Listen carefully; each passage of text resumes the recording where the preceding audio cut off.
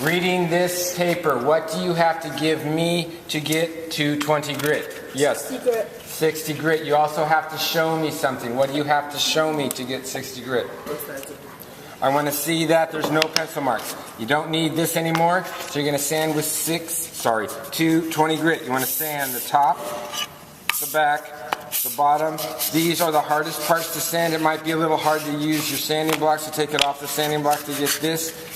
And you want to sand inside the handle. Feel all over it. If it feels rough, that's what you need to sand more. When you think you're done sanding with 220 grit, what do you have to give me before you stain? Stop. Sanding block, and I want to have your name sanded off. We're going to hand these out to next quarter's people. So get sandpaper from the used sandpaper box and sand your name off. Hand this in, 220 grit. I'll feel that it's all smooth. If it is, I will say go stain.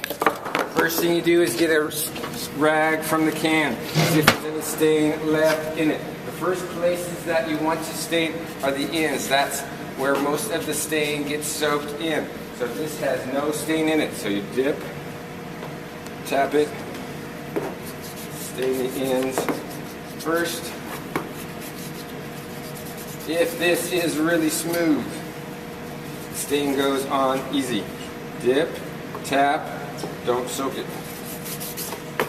Also, after you sanded with the 220 grit, you can see if you have any scratches. If you're not sure if you have scratches or not, check with me, because once you stain, it's hard to get rid of the scratches. How you get rid of the scratches is I give you back your 60 grit, and then you sand the scratches off. Where you'll see them is when if you sand it across the grain. So dip a little, stain a little.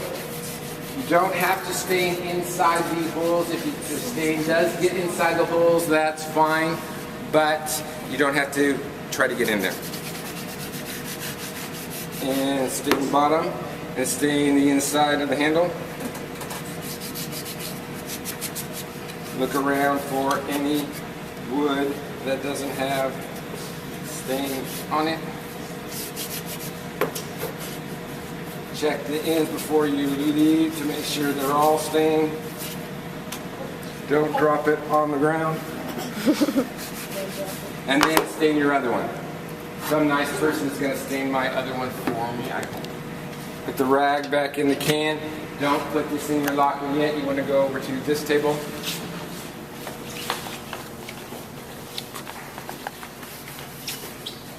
Put these on your folder for the rest of the period, then put them in your locker. When you put them in your locker, try not to put these on the metal, because the metal could come off with the stain. So put it on your folder, and if you can, put them on your folder at the end of the period standing up like that. Don't put them directly on the table. They will stain the table.